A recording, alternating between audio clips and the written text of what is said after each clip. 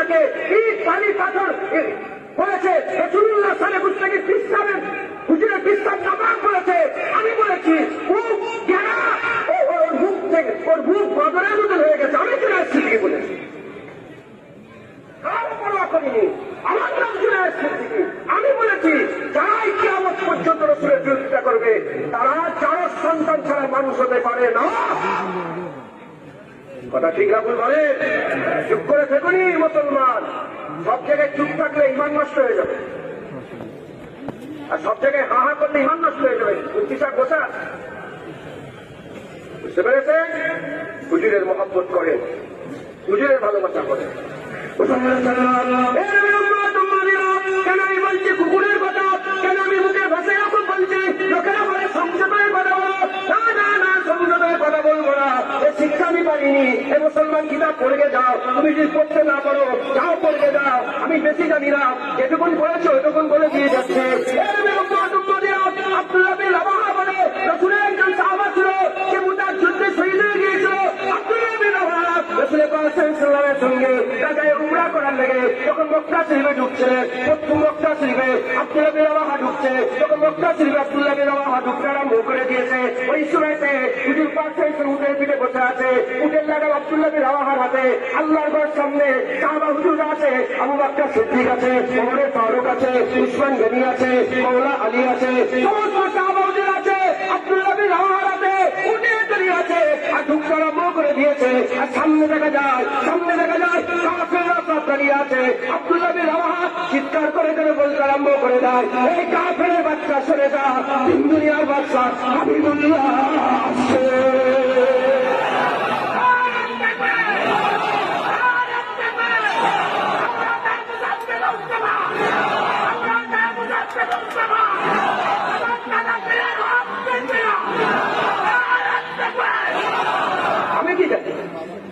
আমি কি জানি? আব্দুল্লাহ বিন রাওয়াহার মুখ থেকে শুনেছি। আব্দুল্লাহ বিন রাওয়াহা বলে, এই কাফেরের বাচ্চা সব রাসূল এসেছে, আজকে গর্দান মুড়িয়ে কেটে নেওয়া হবে। বন্ধু বন্ধুকে চেনে না। যখন এরকম কথাটা বললো না, পাশে ওমর ফারুক হুজুর দাঁড়িয়েছিল। হ্যাঁ, যদি ওই পর্যন্ত হাদিস শেষ হয়ে যেত, আজকেকারের ওয়াহাবি লানতীরা বলতো কি যে রাসূলুল্লাহ উটের পিঠে বসেছিল, ওই জন্য বুঝতে পারেন, নাহলে মানা করে দিত। যাতে কিয়ামত পর্যন্ত এই কথাই মোহর লাগে যে রাসূলের বিরুদ্ধে কথা যারা বলবে তাদের বিরুদ্ধে আস্তে আস্তে হালকা কথা নয়, হালকা কথা নয়, কিয়ামত পর্যন্ত যাতে মোহর লাগে।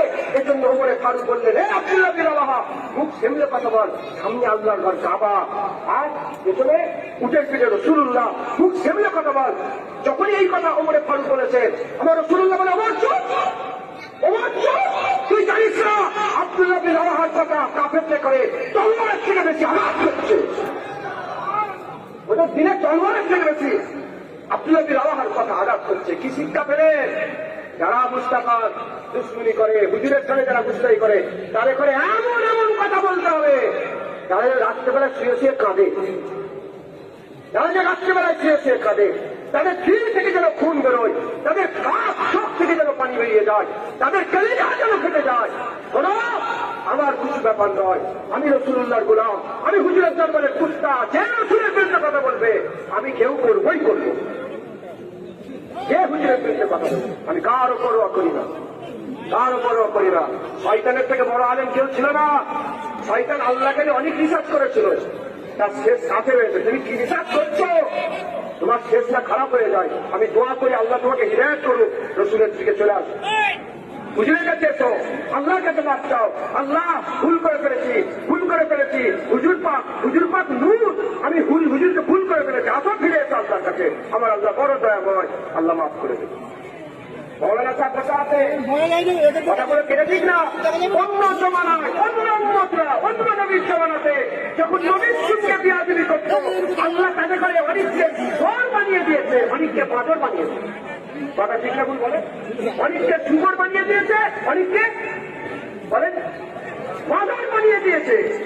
রাসূলের জামানায় আল্লাহ সোর বাদর করবে না, আল্লাহ এদের দিলগুলোকে পাল্টে দেবে, দিলগুলোকে পাল্টে দেবে।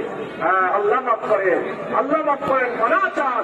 আমি তো দোয়া চাই আল্লাহ আমার দুশ্মনগুলোকেও জান্নাত দেন, যারা আমাকে জানে মেরে দিতে চায় করে জান্নাত দেন, কিন্তু মুসলমানের বিরুদ্ধে যারা কথা বলবে তাদের সঙ্গে আমাদের পুরো আপোষ নেই। আল্লাহ তাদের জাহান্নাম দেন, আল্লাহ তাদের জাহান্নাম দেন।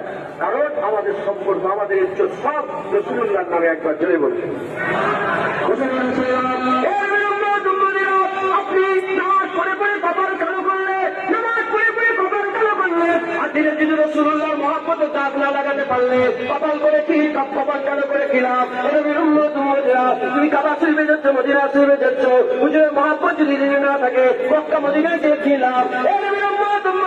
হুজুরের মহব্বত পয়দা করে, শুনে রেখে দাও, ছেড়ে রেখে দাও। আল্লাহ নিজে নবীর জিকির করে, আল্লাহ নবীর জিকির করে, আল্লাহ নবীর তারিফ করে, আল্লাহ নবীর ইজ্জত বাড়ায়, আল্লাহ নবীর সম্মান বাড়ায়, আল্লাহ নবীর রুতবা বাড়ায়।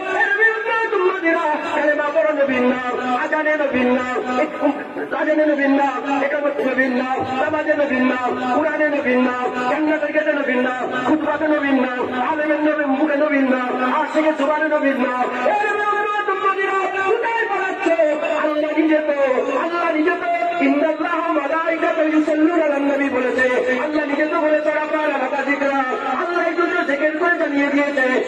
শোন তোরা তো আল্লাহ আল্লাহ করিস, আমি আল্লাহ মুস্তাফা মুস্তাফা করে। হ্যাঁ, আমার আল্লাহ নবীর জিকির করে। কি মনে করেছো এই আসমান দেখতে পেয়েছ? নবীর লেখা যে জমিনের উপর বসে আছো, এই জমিনের প্রতিটা কোনা অন্য কারোর জন্য নয়, আমার আল্লাহ নবীর জন্য তৈরি করেছে। এই যে গাছ দেখতে পাচ্ছে নবীর লেগে তৈরি হয়েছে, এই যে গাছ দেখতে পাচ্ছে নবী, এই যে পানি দেখতে পাচ্ছে নবীর লেগে, সব নবীর লেগে আল্লাহ তৈরি করেছে। যে নবীকে আল্লাহ তৈরি না করলে কাউকে তৈরি করতেন না, সৃষ্টি না করলে কোন জিনিসের সৃষ্টি হতো না। সেই নবী পাক সাল্লাল্লাহু আল্লাহ পাক সমস্ত কিছুর জন্য তৈরি করেছে, সব নবীর লেগে তৈরি হয়েছে। নবীর বিরোধিতা আমরা সহ্য করবো না। রাজি আছেন? রাজি আছেন? হাত তুলে দেখা। নবীর বিরোধিতা সহ্য করবে যে যেখানে আছেন, হাত তুলে। আল্লাহ দেখছে ইন্নাহু সামিউন বাসীর।